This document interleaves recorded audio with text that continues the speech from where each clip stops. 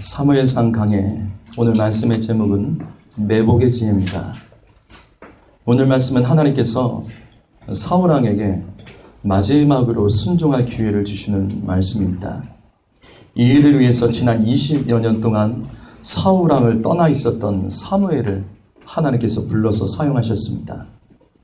하나님께서는 왕이 된 후에 악하게 변질된 이 사울왕에게 더 이상 이 이스라엘을 맡길 수가 없었습니다.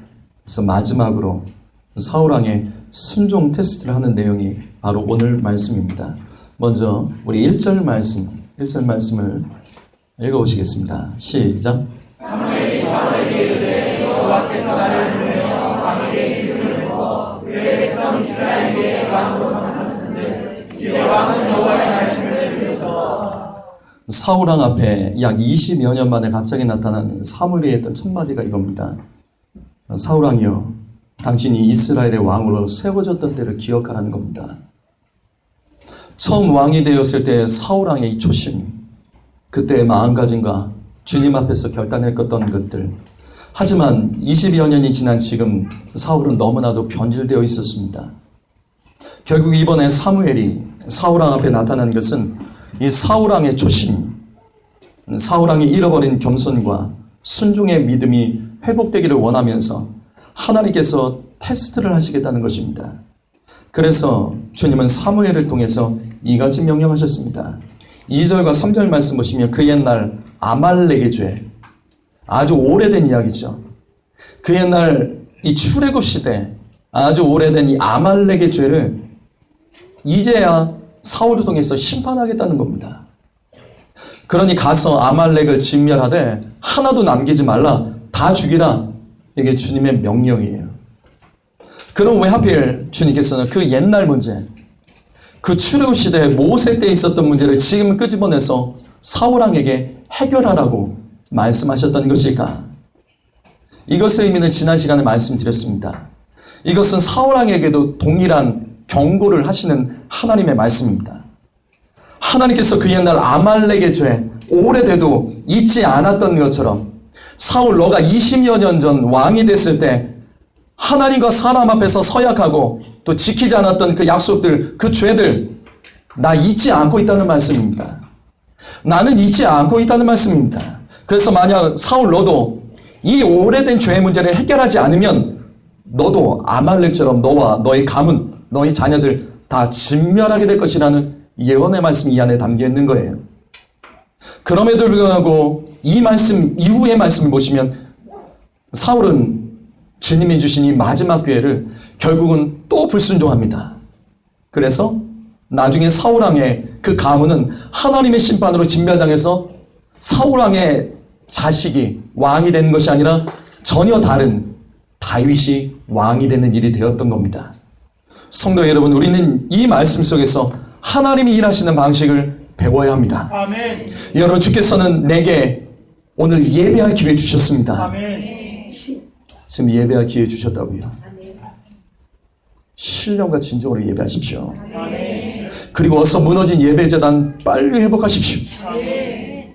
주님께서는 내게 기도의 명령을 하실 때 여러분 사무엘처럼 기도시는 것을 죄로 인정하며 부르짖어 기도함으로 여러분 지금 여러분의 삶에 무너진 기도의 재단들, 기도의 목소리들 빨리 회복하십시오. 아멘. 또 주님께서 나를 이 자리에 인도하시는 것은 어쩌면 지난날의 종교적인 생활로 예배했던 습관들 버리고 그리고 교회에서 누리고 받아먹고 사명 감당하지 못하고 직분만 있었던 것, 이름만 불렸던 것, 이거 다 죄로 인정하고 이제는 사도 바울처럼 어디를 가든지 교회를 세우라는 사명 감당하라고 이 자리를 보내주신 것을 믿으며 여러분 정말로 교회에 와서 충성하십시오. 아멘. 성도 여러분, 하나님께서는 사울과 같이 교만하고 뺀질뺀질하고 참 말 많고 합리적으로 살아가려고 하는 이 사람에게도 기회 주셨습니다. 사무엘 같은 선지자도 두 손 들고 떠나버렸던 사람이 바로 사울왕입니다. 근데 그는 몰라요. 자기가 얼마나 심각한지. 주님은 실패한 인생, 이기적인 인생, 예배를 무시했던 자에게도 주님은 기회를 주셨습니다. 성도 여러분, 지금 이 시간 이 예배가 어쩌면 주님께서 주신 마지막 기회로 여기며 그와 같은 마음으로 예배하셔야 됩니다. 아멘. 이 예배가 회복되고 다시 믿음이 회복되면 우리 인생에서 무너진 영역들이 되살아나고 아멘. 굳게 닫혀있던 영역들이 하나님께서 활짝 열어주실 줄 믿습니다. 아멘. 4절 말씀 보시죠. 4절 말씀 보시면 사울은 하나님의 명령대로 아말렉과의 전쟁을 선포하고 이스라엘 군대를 소집했습니다. 자, 그런데 이상해요. 유다 지파 1만 명, 나머지 지파에서 20만 명입니다. 총 21만 명. 여러분, 이 숫자가 의미하는 게 뭔지 아세요? 이 숫자가 의미하는 거. 왜 굳이 이 숫자를 이렇게 적어놨을까? 이것을 의미하는 거. 이거는 앞의 말씀과 비교하는 겁니다. 무슨 말이냐면 이것의 의미를 알려면 사무엘상 11장 8절을 보셔야 돼요. 여기 보시면 자, 이 말씀은 사울왕이 처음 왕이 됐을 때 암몬과 전쟁했을 때 이스라엘 군대가 소집되었던 숫자입니다. 그때는 약 20년 전에는 유다 지파가 3만 명, 나머지 지파에서 30만 명이 모였습니다. 33만 명이 모였다고요. 33만 명이 20년 전에는 사울왕의 명령에 소집이 되어 모였는데, 그런데 오늘 말씀 3회상 15장 4절을 보면 이스라엘 군대가 21만 모입니다. 무슨 말이냐면 전에보다 3분의 1이 줄어들어요. 왜 이렇게 됐을까? 인구가 줄었을까? 아니요. 왜 이렇게 됐을까? 이 숫자의 의미가 무엇일까? 이것은 세 가지를 의미합니다. 첫 번째로 사울왕이 백성들이 인정받지 못했다는 말씀이에요. 성도 여러분, 이 말씀 꼭 기억하십시오. 여러분, 내 주변에 사람들이 떠날 때가 있습니다. 그때 혹시 내 모습이 교만해서 그런 것은 아니지, 사울처럼 악한 모습으로 내가 변질돼서 그런 것은 아닌지, 여러분, 내 주변에 사람들이 떠나갈 때 정말 나의 죄, 나의 교만, 나의 불법, 하나님을 떠났던 모습들 빨리 회개하셔야 됩니다. 분명 사울왕은 열심히 살았어요. 왕으로서 백성들이 인정받기 위해서 최선을 다했습니다. 그러나 우리는 사울왕을 통해서 한 가지 분명한 사실을 깨달아야 됩니다. 우리는 오늘 이 말씀 통해서 사울왕을 통해 분명히 깨달아야 될 것이 있습니다. 여러분, 하나님께 인정받지 못하는 사람은 사람에게도 인정 못 받습니다. 하나님께서 쓰기 불편한 사람은요, 사람도 불편해합니다. 성도 여러분, 내 옆에 사람들이 불편해서 떠나고 사라지고 없어지고 그것은 떠나는 인생이 된다면, 그런데 특별히 내 옆에 기도하는 사람이 떠나고 특별히 주의 종과 멀어지게 됐다면 여러분 조심하십시오. 기도하는 사람, 예배하는 사람, 주의 종을 그 마음으로 담아낼 수 없는 사람은 주님 못 씁니다. 주님 절대 못 써요. 내 옆에 세상 것들이 아무리 쌓여가도 주님이 쓸 수 없는 사람은 결국 다 뺏깁니다. 하늘의 상급을 쌓지 못한 인생은 이 땅에서 결국 망합니다. 여러분, 내 옆에 기도하는 사람, 예배하는 사람, 주의 종을 인정하고 담아낼 수 있는 사람이 되십시오. 결국 그 사람은 하나님께서 쓰시고 하나님께 쓰임받는 만큼 하나님께서 복을 허락하여 주신 줄 믿습니다. 두 번째로, 당시 이스라엘 군대가 숫자가 줄어들고 사울 앞에 조금밖에 모이지 않게 된 그 이유는 바로 이거예요. 이스라엘의 예배가 무너졌다는 증거입니다. 자, 생각해 보자고요. 백성들이 사울왕을 싫어했습니다. 그래서 안 모였어요. 하나님도 아세요. 그래서 하나님께서 이 문제 해결하려고 약 20여 년간 사울계에 떠나놨던, 나타나지 않았던 사무엘이 등장하여 아말렉과의 전쟁을 선포했습니다. 사무엘이 등장했다고요. 20년 만에 사무엘이 등장했습니다. 그런데 신기합니다. 20년이 지난 당시 이스라엘 자손들은 사무엘이라는 위대한 선지자를 통해서 하나님의 말씀이 선포됐는데도 신기하게 그들이 모이지 않았습니다. 순종하고 따르지 않았어요. 과거에는 그러지 않았습니다. 과거에는 사무엘이 말하면 모든 백성이 다 모였어요. 그래서 미스바에서 블레셋을 이겼습니다. 또 사울이 왕이 될 때도 사무엘의 한마디 말을 듣고 온 이스라엘 백성들이 사무엘 앞에 모였습니다. 그런데 20여 년이 지난 지금 사무엘이 나타나서 하나님의 명령이 선포되는데도 백성들이 잘 모이지 않았습니다. 그것은 바로 사울 왕이 20여 년 왕이 된 이 기간에 이스라엘의 예배가 무너졌다는 증거예요. 실제로 사무엘상 21장 6절 말씀 보시면 다윗의 이야기가 나와요. 다윗이 사울 왕을 피해서 제사장 약 80여 명이 사는 제사장의 도시 노비라는 곳으로 도망칩니다. 노비요. 그 도시로 도망쳐요. 살기 위해서. 그런데 얼마나 이 다윗이 죽음의 공포에서 공포스러워서 달렸는지 너무나 배고파서 제사장의 마을, 이 노비라는 도시에 들어가서 제사장에게 먹을 것을 달라고 합니다. 그때 성경 말씀 보면 이 도시에 먹을 게 없어요. 제사장들이 80여 명이 모여 사는 도시에 먹을 것이 없어서 뭐를 주냐면 성막에서 진설병상이라는 것이 있습니다. 거기에 일주일마다 떡을 드려요. 12개의 떡을 드립니다. 근데 일주일을 넘어서 그 떡을 물려낸 그 딱딱한 떡을 다윗에게 줍니다. 왜? 먹을 게 없었어요. 여러분, 당시 제사장이 사는 이 성에 왜 먹을 것이 없었을까요? 여러분, 제사장이 사는 도시에 먹을 것이 없었던 이유, 그건 간단하죠. 사울 왕 당시 백성들이 제사를 안 드렸습니다. 11조와 헌물을 드리지 않았습니다. 그래서 제사장이 이렇게 모여 사는 도시도 쫄쫄 굶고 있었던 거예요. 이처럼 사울왕 시대의 예배 재단이 사방이 무너졌습니다. 부모도 자녀들에게 신앙을 종수하지 않았습니다. 그래서 20년이 지난 그때 그 후손들이 사무엘의 말을 듣고도 모이지 않았던 거예요. 그래서 사무엘의 말에도 이스라엘 백성들, 특별히 다음 세대들이 주님의 소집 명령에 따르지 않았던 겁니다.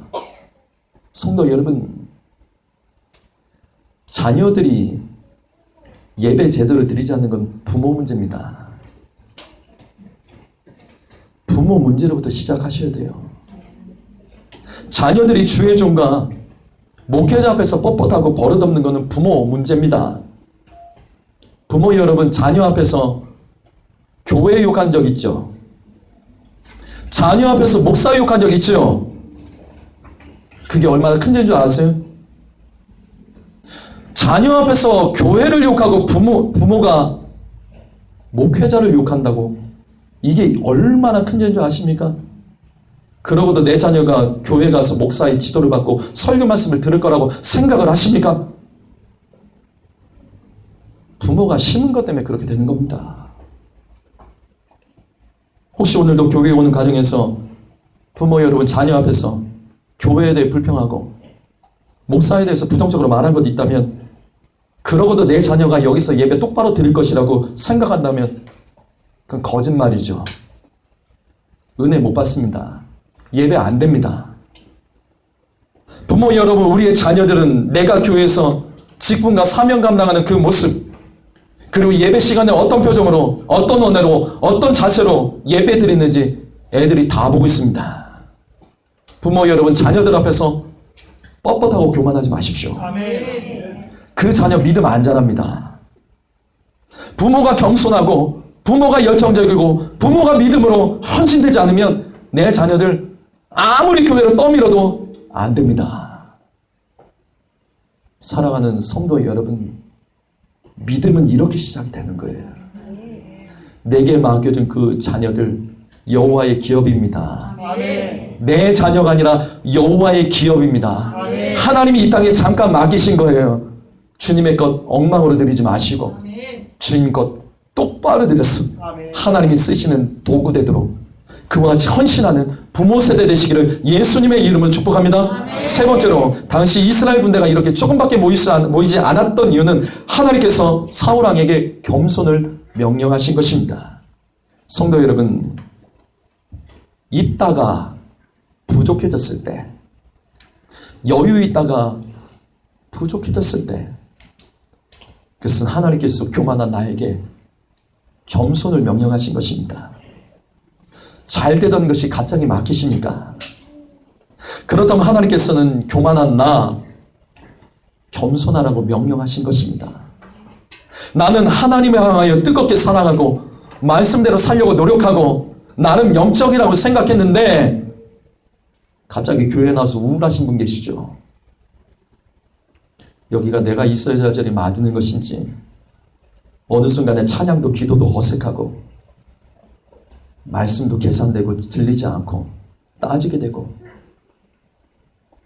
그래서 나만 딴 사람인 것처럼 나만 여기 어울리지 않는 사람인 것처럼 교회에서 지금 앉아있는 분 계십니까?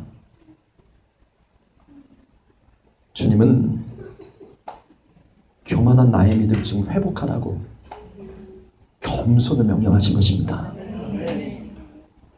심령이 가난한 자가 되라는 명령입니다.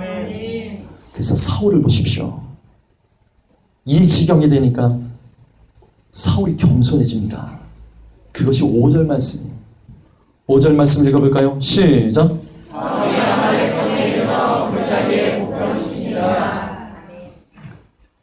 군대 숫자가 3분의 1이 줄었습니다.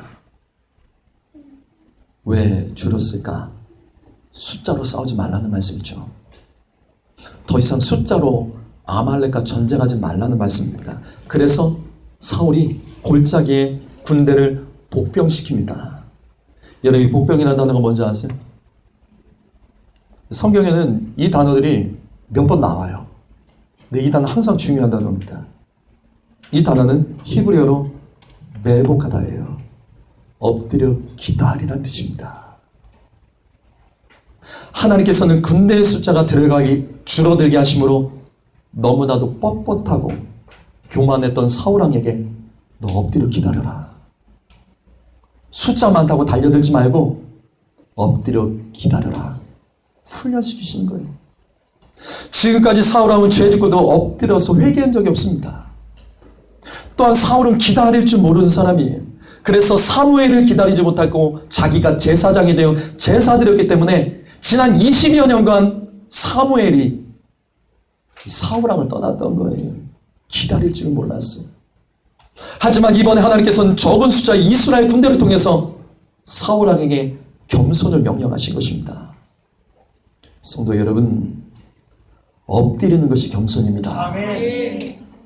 또 조급하지 않고 때를 기다릴 줄 아는 것이 겸손입니다. 이것이 바로 매복의 지혜예요. 매복의 지혜란 어떤 상황과 형편에서든지 주님 앞에 엎드리는 겁니다. 기도하면서 하나님의 때를 기다리는 것이 매복의 지혜입니다. 아멘.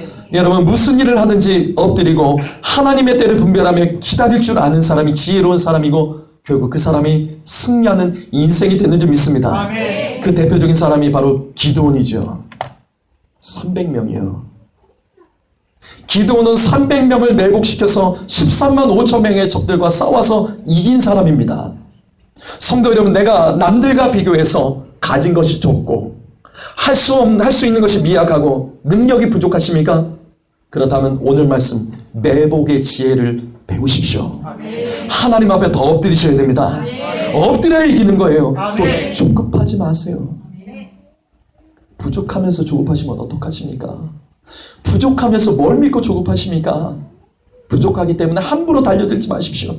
하나님의 타이밍을 기다리는 훈련에 통과하셔야 됩니다. 아멘. 그러면 됩니다. 그러면 열려요. 그러면 회복되고 아멘. 그러면 승리하는 줄 믿습니다. 아멘. 무엇보다도 매복의 지혜를 가장 잘 알았던 사람, 그것으로 승리했던 사람이 바로 여호수아입니다.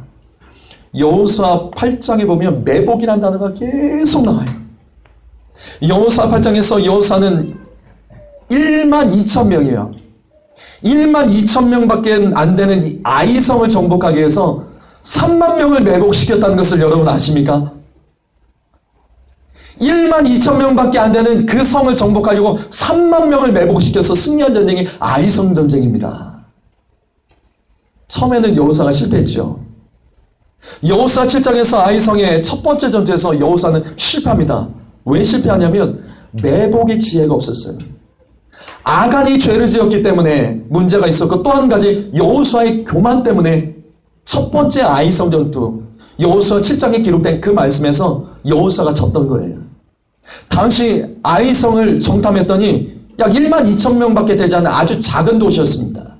그래서 여호수아도 이 사실을 알고 매복의 지혜를 사용하지 않았습니다. 아이성 전투를 앞두고 여호수아는 하나님 앞에 엎드리지 않았습니다. 주님이 명령하시는 때를 기다리지 않고 그걸 무시하고 아이성을 공략했습니다. 그래서 단 2,000명에서 3,000명의 군대를 이끌고 가서 아이성을 정복하려고 덤볐다가 결국 첫 번째 전쟁에서 실패한 거예요. 1만 2천 명밖에 없으니까, 전 주민이 1만 2천 명밖에 없으니까 그래 2, 3천 명만 데려가면 정복하겠지. 그래서 진 거예요. 그래서 하나님께서는 여호수아 8장에서 교만한 여호수아에게 매복을 명령하십니다. 너 저 성을 정복하려면 3만 명을 매복시켜라. 생각해 보세요. 1만 2천 명의 성을 정복한다고 3만 명을 매복시키는 게 말이 됩니까? 하나님께서 왜 이렇게 많은 숫자를 매복하라고 하셨을까요? 여러분, 3만 명이 매복하는 게 가능해요? 3만 명이 어떻게 매복을 하냐고요? 근데 왜 그걸 명령하셨을까? 기억하십시오. 완전히 엎드리라는 명령입니다. 더 조금도 꿈틀거리지 말라고. 바짝 땅에 바짝 엎드리라는 말씀이에요. 소수가 매복하는 건 쉽습니다.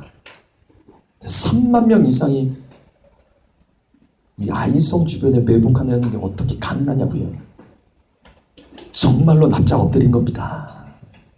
아주 조금도 뻣뻣한 사람이 한 명도 없었기 때문에 이때 아이성 정복한 겁니다.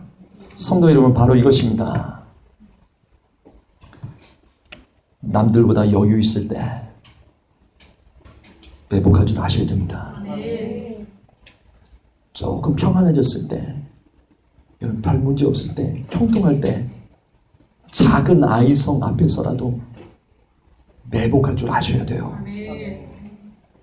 없는 사람은 없는 대로 엎드리고 하나님의 때를 기다려야 되지만 반대입도 있습니다. 남들보다 여유가 있고 능력이 있고 할 수 있는 것들이 많다면 여러분 조심하십시오. 여호수아 기억하세요. 그 작은 아이성 앞에 한 방에 무너졌습니다. 남들보다 여유가 있고 능력이 많고 할 수 있는 것이 많아도 큰 것 때문에 넘어지는 것이 아니라 사실은요, 아주 작은 것 때문에 넘어지는 거예요. 교만하지 마십시오. 겸손하셔야 됩니다. 시편 9절 말씀을 한번 읽어볼까요? 여러분 성경 말씀 읽어봅시다. 읽어보시죠. 시작.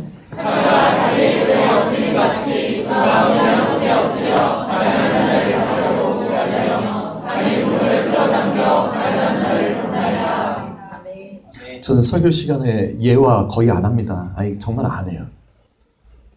감정 건드려서 성도들 마음 얻고 싶지 않습니다.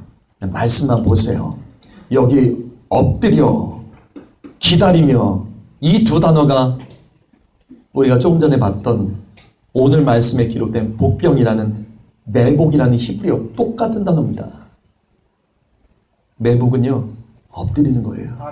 기다리는 거예요. 근데 이 시를 보세요.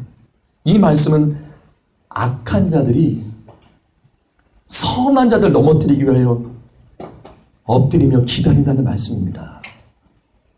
악한 자들도 엎드리고 기다리며 때를 기다린다는 거예요. 이걸 두 번이나 강조합니다. 성도 여러분, 악한 자도 사명 감당하기 위해 엎드리고 기다릴 줄 압니다. 그런데 하나님의 백성들이 악한 자들보다 뻣뻣하면 어떻게 이깁니까? 하나님을 믿고 주 예수의 이름으로 기도하는 사람들이 엎드리지 못하면 우리가 무슨 수로 이기냐고요. 바로 이겁니다. 이 땅에서는요, 결국 엎드리는 자가 이깁니다. 겸손히 기다릴 줄 아는 자가 이기는 거예요.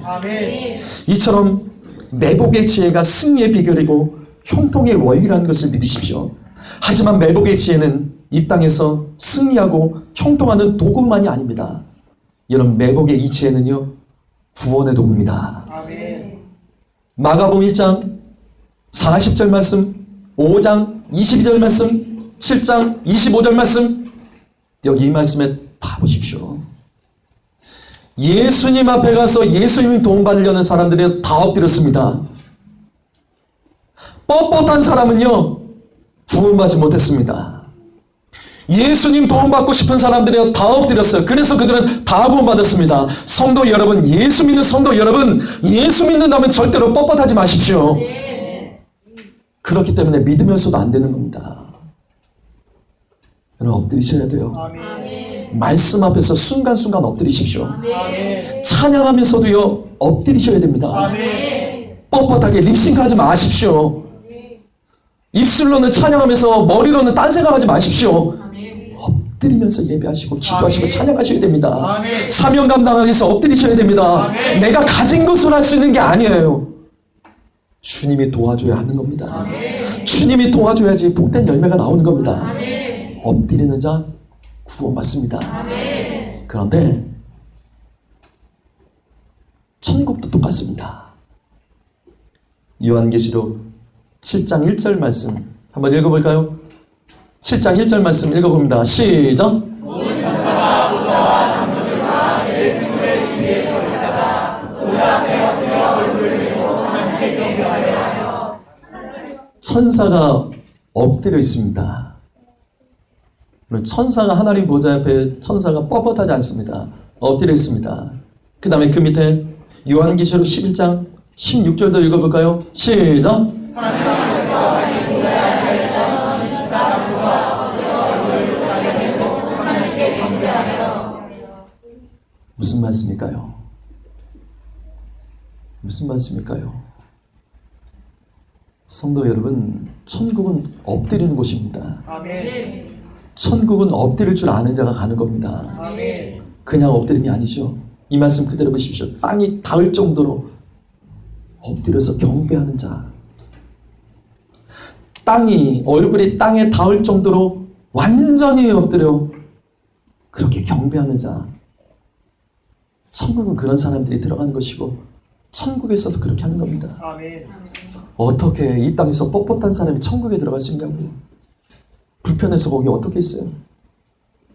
말씀 들을 때 뻣뻣하고 기도할 때 뻣뻣하고 찬양할 때 뻣뻣한 사람이 어떻게 천국 갑니까?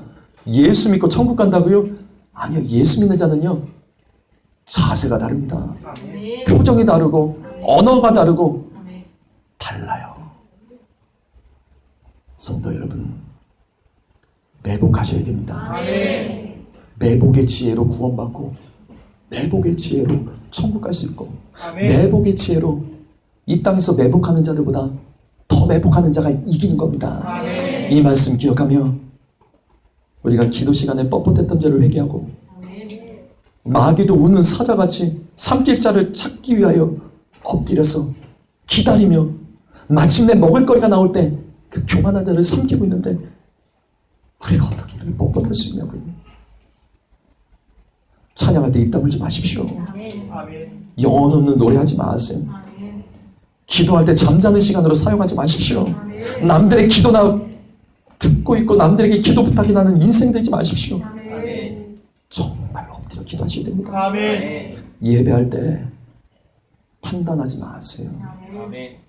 목사는 부족해도 하나님 말씀은 완전합니다. 그 사실 기억하며 언제나 겸손히 엎드리고 기다리며 매복하며 예배하고 이 땅을 살아가며 승리하는 모든 성도가 되시기를 예수님의 이름으로 축복합니다. 기도하시겠습니다. 아버지, 참 뻣뻣하고 참 교만했습니다. 예배 드리러 온 사람들이 예배를 드리러 온 것인지 뭔가 시위하러 온 것인지 얼굴 표정과 태도도 눈빛도 너무나도 힘이 없고 뻣뻣하고 그 같은 죄를 용서해 주옵소서. 그런데 죄로 인정하며 회개하는 자 용서해 주옵소서. 겸손히 엎드리는 자 마침내 승리하게 도와주옵소서. 특별히 자녀들의 뻣뻣함은 부모들의 교만과 뻣뻣했던 삶의 모습과 신앙 때문입니다. 이제 부모들이 엎드리게 하시고 그리하여 내 자녀들이 엎드려 있는 부모를 닮아 결국 부모의 그 발자취를 따라서 그들도 그같이 엎드리며 이 땅 가운데 사명 감당하고 하나님 나라 들어갈 준비가 되어 있도록 도와주시옵소서. 아멘. 예배의 주인은 하나님이십니다. 아멘. 우리가 예배 빨아먹거나 빼앗지 않겠습니다. 아멘. 예배를 평가하거나 예배를 구경하지 않겠습니다. 아멘. 그 같은 믿음으로 정말 예배를 드리는 자, 예배를 받아먹는 것이 아니라 예배를 드리는 모든 성도 되도록 아버지께서 도와주시고 이끌어 주시옵소서. 분명히 내가 선택하면 할 수 있습니다. 마음의 결단과 선택이 우리 안에 이루어지고 작정되게 도와주시옵소서. 감사드리며 예수님의 이름으로 기도합니다. 아멘.